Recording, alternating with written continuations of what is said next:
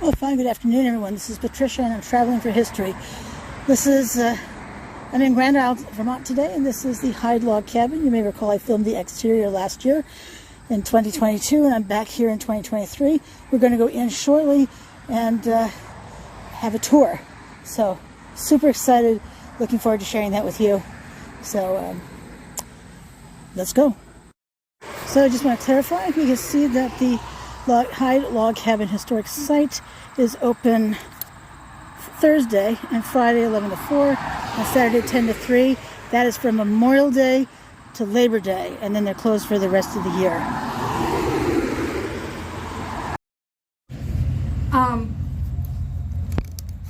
Jedediah Hyde Jr. and Sr. were commissioned by Ethan Allen to come up here and survey the islands into lots for the Green Mountain Boys who were fighting in the war. That was to be their payment.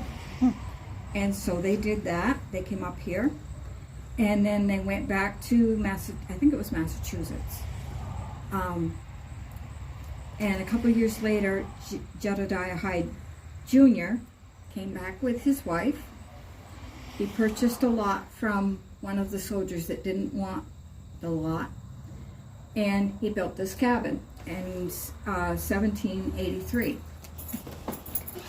He got finished about 1784. He was considered a wealthy person for his time, and this cabin's 4 times bigger than the average cabin around here. I can attest to that. There's a cabin that was built in 1860 just above my house, and it's much smaller than this. They raised 10 children in this cabin. He was active in a lot of things in town. And after he passed away and the cabin got passed down, up there for 150 years, it was descendants of Jedediah that lived in this cabin. Which is remarkable. Yes. Yeah. It has been moved. It used to be on the corner of Hyde and Reynolds Road.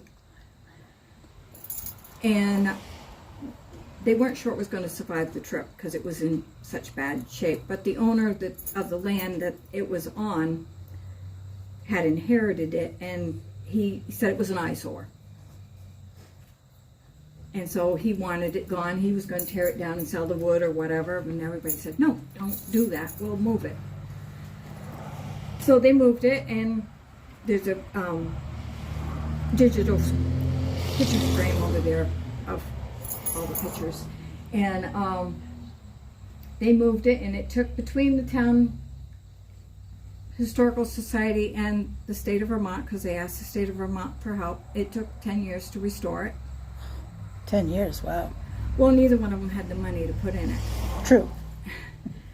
And the fireplace had been taken out because of one of the descendants was a postmaster and ran the post office right from here. So they had taken the fireplace out, and the state had to find somebody that could rebuild it in the manner that it had been built. So, does that explain why it doesn't have a bread oven? It seems that it's missing a bread oven on one side or the other. I mean, that's an oven. Right.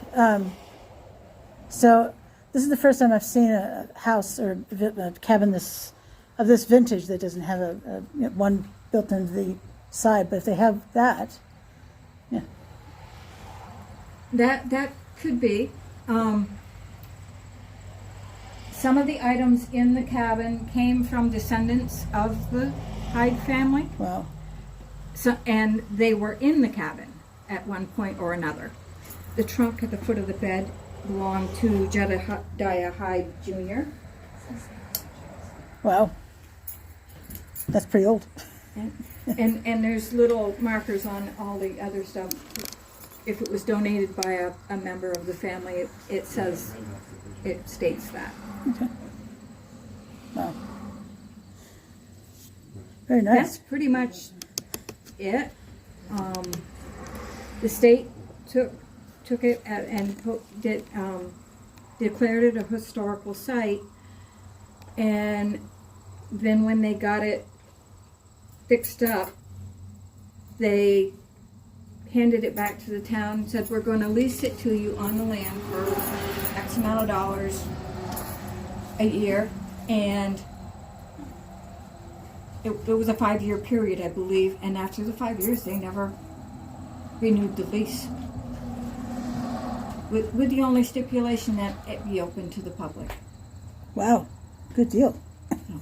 They provided signs, but other than that, we don't get no funding from the state. But you're not paying for the site either, so. No, So, no. And it's all town run. wow.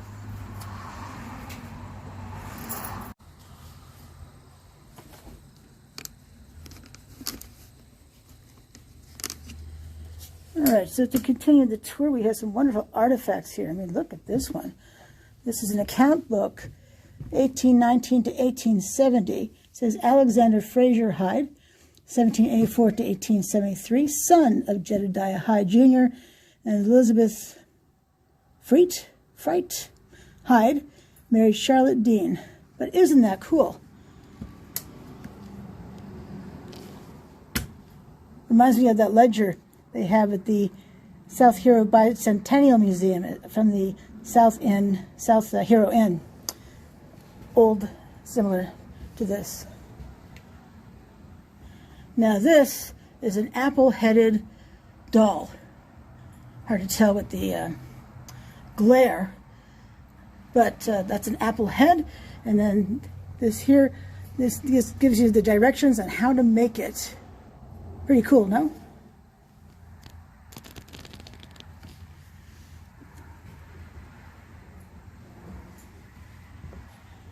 You may have seen the sign out front where it said that this is the oldest log cabin in the state of Vermont. And look at these beams. Looks like we can even see the axe marks. Wow. The beams had to be replaced. These beams. Oh. These are new. But they left the ends that stick out on the out. They left them. Where, on the outside? Yeah, on the outside. Which are old. Did you say, I'm sorry, did you say that the old ones pieces outside are old, or they're? Yes. Okay. All right. Just to make sure I heard you right. All right. Well, scratch that. What I said. Did they do these in the way they would have been done? Yes, they hand-hewed them in the way they would have been done. Okay. I had the right idea, but the totally wrong year. The floor, they said, up there, and there's been a couple of contractors that have come in and they've looked at it and they say the floor is over 200 years old. So that could be original. Wow. Wow. The boards for the floor. Now, Robin was the tour guide last week. Robin was saying that the kids, all 10 of them, would sleep upstairs. The ones that could climb the ladder. Anybody that couldn't climb the ladder slept downstairs. Okay, I saw that ladder. I'd have to show you folks the ladder because you wouldn't want to climb that thing either. But they have a plexiglass at the top anyway, so you can't really, right? Right. Yeah, it's blocked off.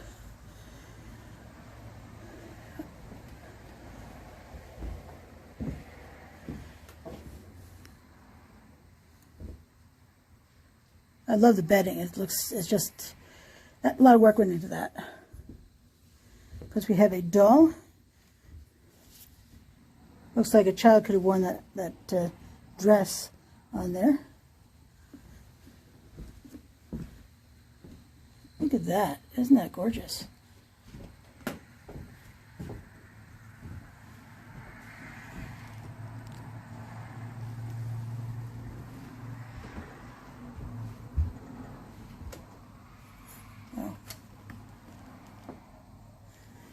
This is that ladder we were just talking about.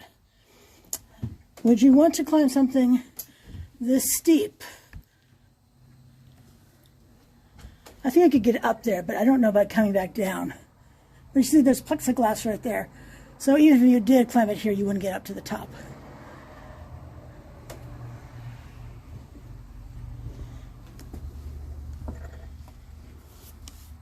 behind you on the second beam is actually a picture of what it looks like upstairs. Right behind you on the second beam on the roof. Okay, so this is the picture she was just talking about. This picture here, which shows us what it looks like upstairs.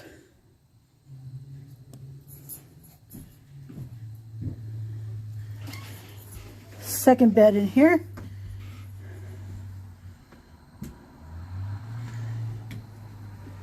I'm certainly drawn to this. We have a glove stretcher. This is a hand-cranked sewing machine. Come on, be clear. And look at that. Back here, we have, what is that? It's a goffering iron for pleating fabric. And this is, so the goffering iron apparently is used to iron ruffles.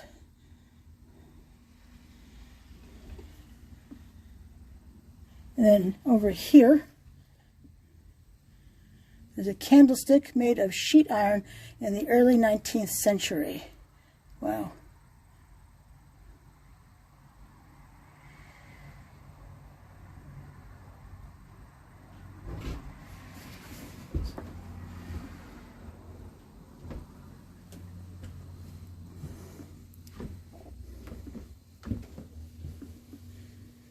So this is a picture of Hiram Hurlburt, 1887 at Grand Isle.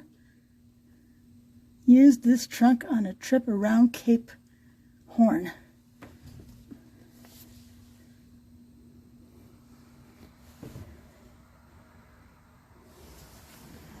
Do you know anything about the drum, perchance? No? Just, I find it so interesting. That's fair. It's hard to know about everything in a place. Yeah. Wonderful implements. I'm assuming it represents the war because they were fighting. The British were fighting on the lake between here in New York. So I'm assuming that's why they got it to represent that. But that certainly looks old. It probably was something that somebody on the island had from that period of time. Wow.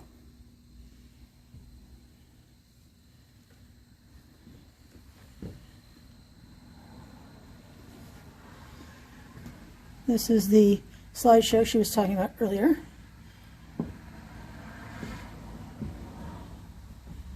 It's a beaver hat.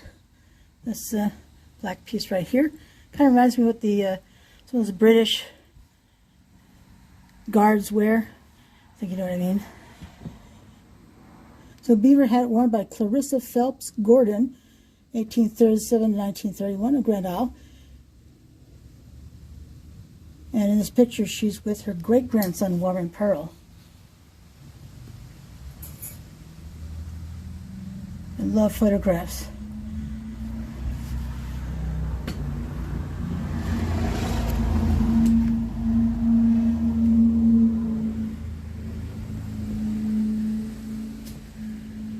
The wash tub.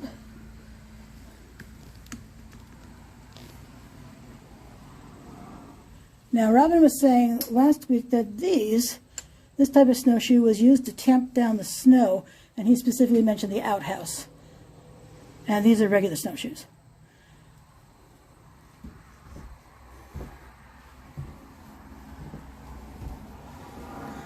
This is a washing machine. Movable scrub top over wooden balls at base.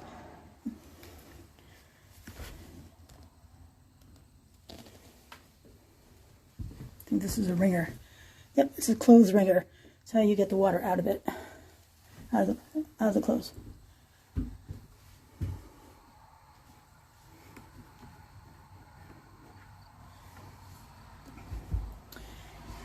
In case you're wondering about this square hole right here, apparently one of the later owners had a wooden cook stove in this area, and he vented it through that square hole. Now, but I didn't know that. And we have all sorts of implements used for cooking. We have sugar nippers, some beeswax, well, more like home things. Beeswax would be used to make candles. In fact, those are molds right up there, candle molds. Colander.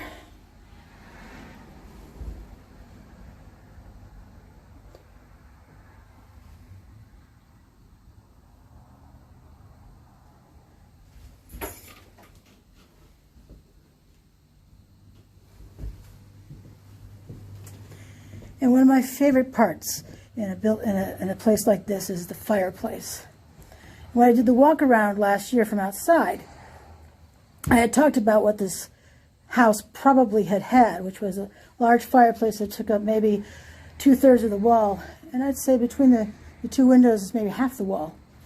So now, one thing I had mentioned it may have had was a spit, and it does not have a spit, but it has the swing arm.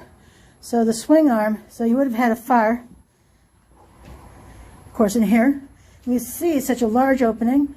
I said a toddler or a young child could have walked into it, and yes, this is true. Hopefully no one did. So the spit allowed you to swing it in or out, depending on how much heat you needed, or if it were time to take the food out. Would have had a variety of these pots here, and I even talked about the spider, which this is not a frying pan here, but I'm betting since it's off the floor that it has those 3 legs on the bottom, and that would allow you to put embers underneath to keep the food, keep it warm. Nowadays we have burners, so much easier. Now, since I don't have the built-in bread oven, our tour guide today was saying that, well, they do have this Dutch oven back here, and you do all sorts of things with a device like that. We have the bellows. There's a couple of bellows, shovels, all those implements you need to clean out the fireplace. We had a wood stove when I was a kid. Not a fun job. And then we have something a friend of mine knows how to use, because she knows how to do all those things that she learned from her grandmother.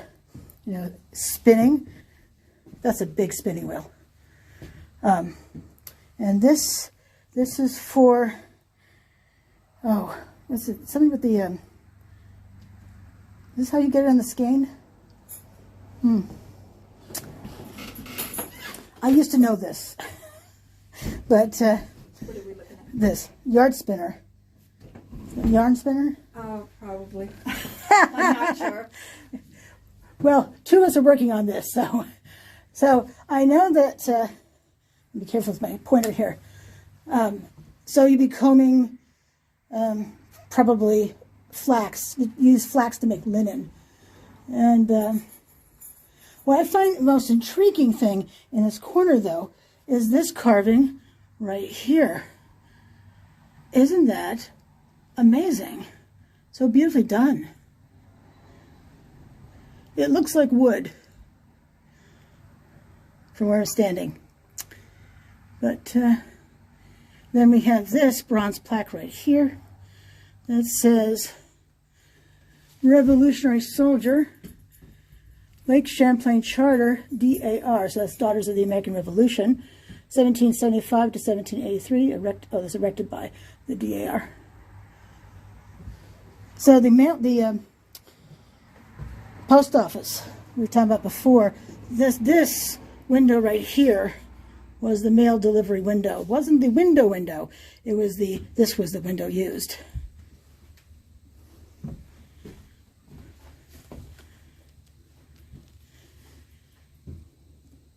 I would imagine this place was really cold in the winter and hot in the summer. Yes, no? Colleen said that, I think it was Colleen that said that she talked to somebody that lived here, and they said it was cold. Was cold, yeah. Yeah, not too surprised. Well, there's no insulation, really. But,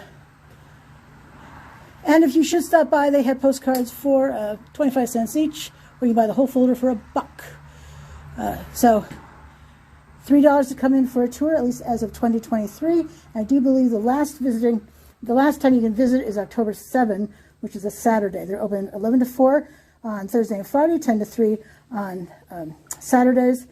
And come on down. Come on up. Come here to visit. It's really remarkable. It's nothing like seeing places like this. And this is one room. You can see here. There's no partitions at all, and that's the same upstairs, it appears. So yeah, this fireplace here would have been it for heat. We know the heat goes up the chimney, for the most part, unless you're sitting in front of the fire. Well, thank you so much for your information. I learned a lot, so I appreciate that. So, all right, well, this is Patricia. I'm traveling for history. Thanks so much for coming with me today. And until I see you again, I hope you have a